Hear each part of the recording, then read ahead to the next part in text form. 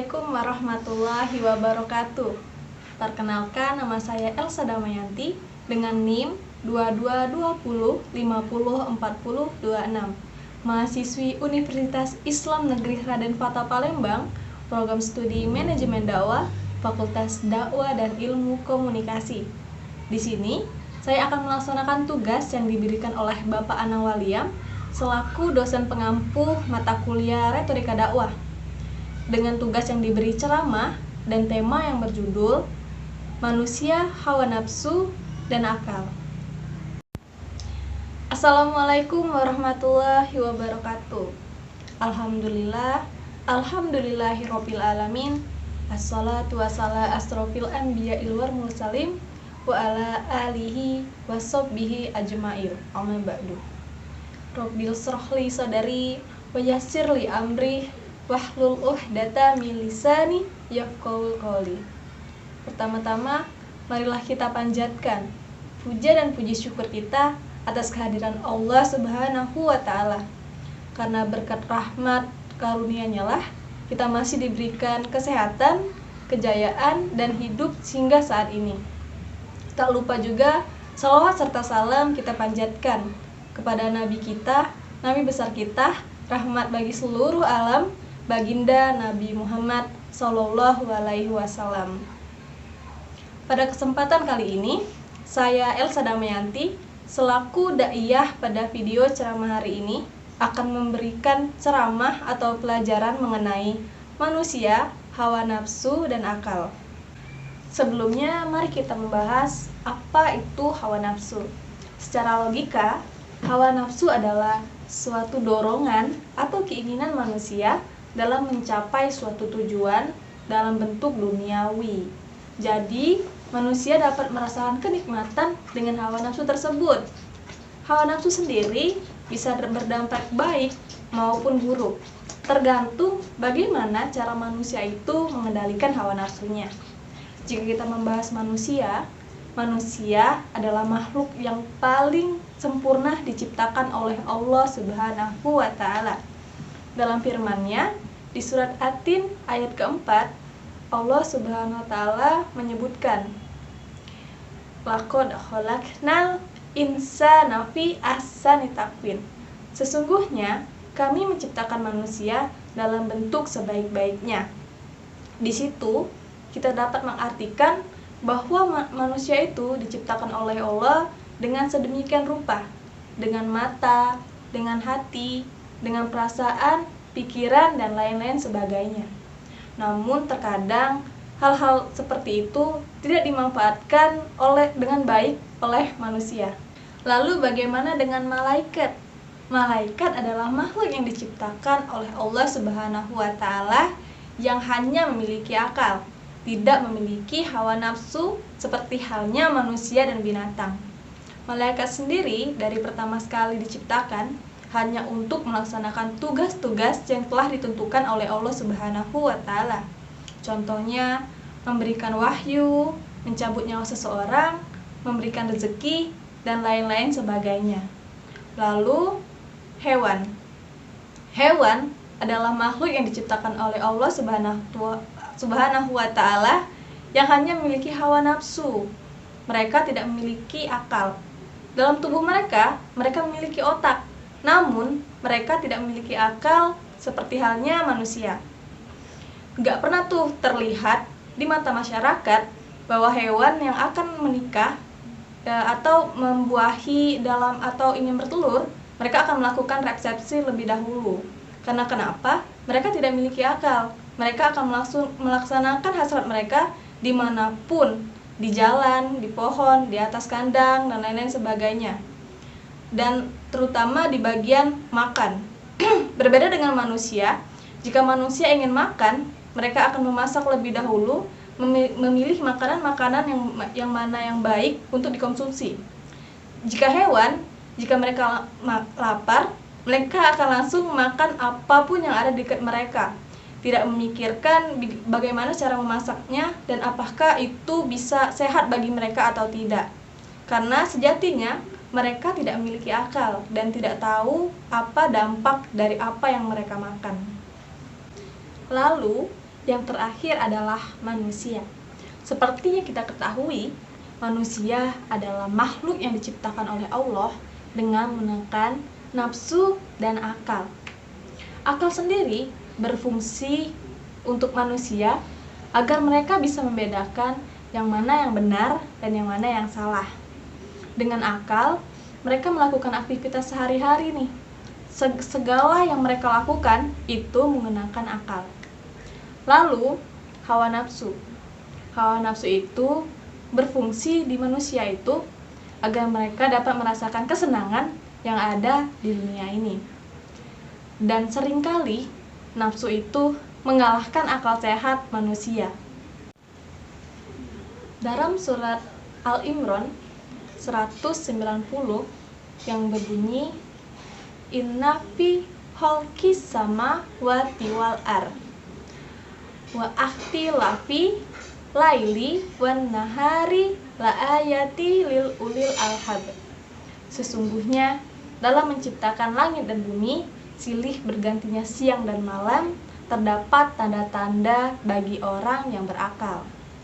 Lalu di surat Al-Sod ayat 26 yang artinya, Hai Daud, sungguh kami menjadikanmu khalifah, penguasa di muka bumi.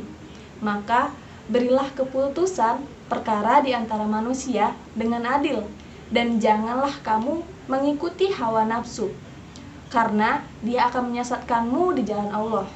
Sungguh, orang-orang yang tersesat di jalan Allah akan mendapatkan azab yang berat, karena ia melupakan hari perhitungan. Jadi, sudah jelas Allah menyebutkan bahwa manusia itu memiliki akal dan hawa nafsu. Terdapat di surat Ali Imran ayat 190 dan Al-Sod ayat 26. Lalu, apakah manusia itu bisa seperti malaikat atau bisa seperti binatang? Ternyata, setelah dipelajari lebih dalam, manusia itu bisa menjadi malaikat. Manusia seperti apa nih yang bisa menyerupai malaikat? Yaitu manusia yang bisa mengendalikan hawa nafsu.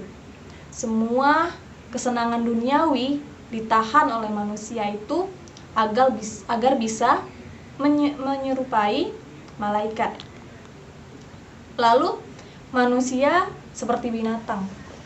Malah manusia itu bisa lebih dari binatang.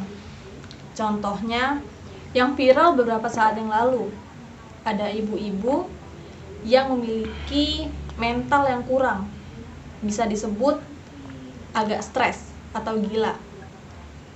Dia tidak punya rumah dan hidup di jalan-jalanan.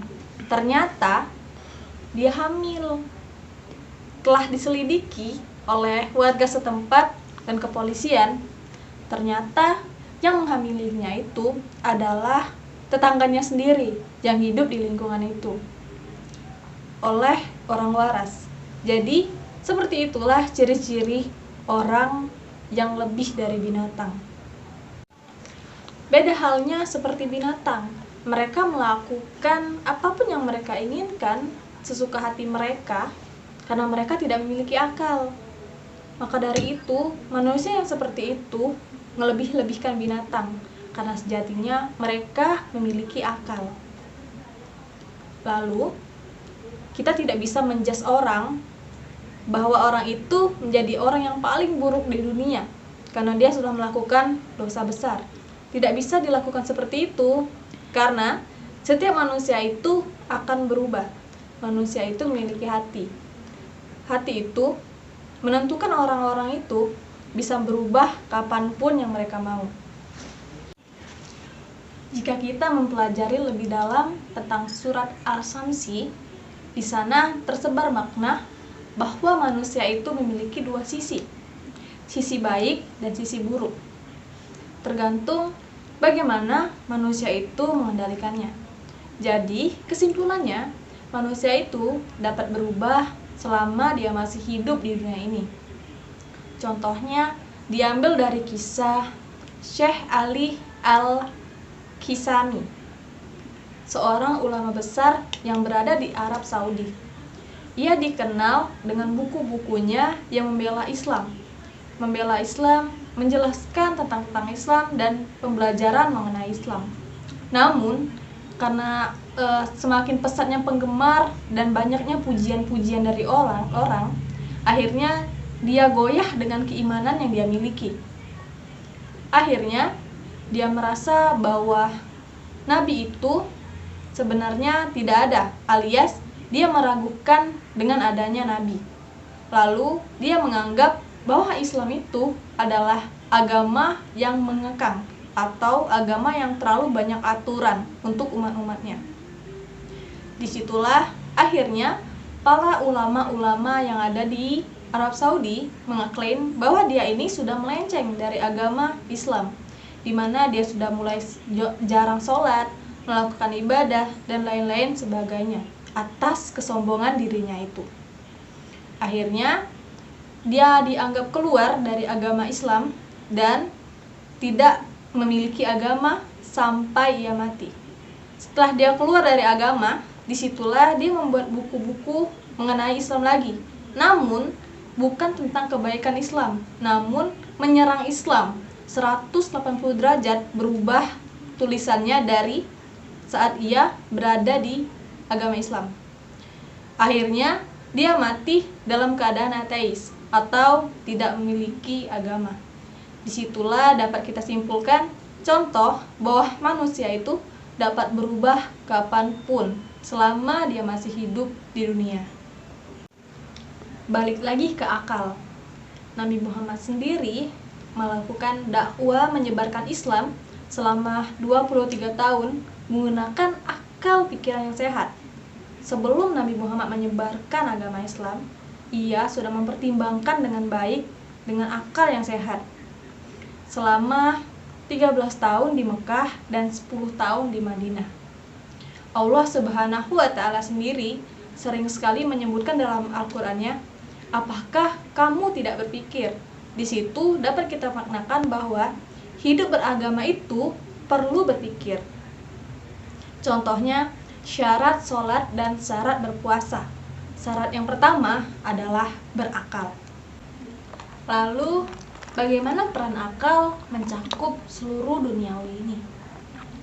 Yang pastinya, akal itu hal yang utama yang harus dimiliki oleh manusia, apalagi dalam beragama. Jika seseorang memiliki perbedaan agama, maka terjadilah keselisihan antara dua manusia ini. Dan pasti, untuk menjawab satu sama lain itu memerlukan akal. Maka dari itu, dalam Islam, orang yang menganut agama Islam itu harus mempunyai akal yang luas, pembelajaran agama yang tinggi, agar keimanannya tidak goyah. Akal sendiri digunakan dalam kehidupan sehari-hari untuk melakukan hal-hal sosial, untuk melakukan pekerjaan, kehidupan rumah tangga, dan lain-lain sebagainya. Jadi, kesimpulan dari ceramah ini, manusia itu tercipta dengan menekan hawa nafsu dan akal yang sehat. Dan kita sebagai manusia harus mengendalikan hawa nafsu itu menggunakan akal pikiran yang sehat. Jangan sampai hawa nafsu lah yang mengendalikan akal sehat kita. Semoga kita selalu berada di jalan Allah dan selalu diberikan rahmat oleh Allah untuk selalu berada di jalan yang benar. Amin, amin ya rabbal alamin. Cukup sekian dari saya. Jika ada salah kata, saya mohon maaf. Kepada Allah, saya mohon ampun. Saya akhiri.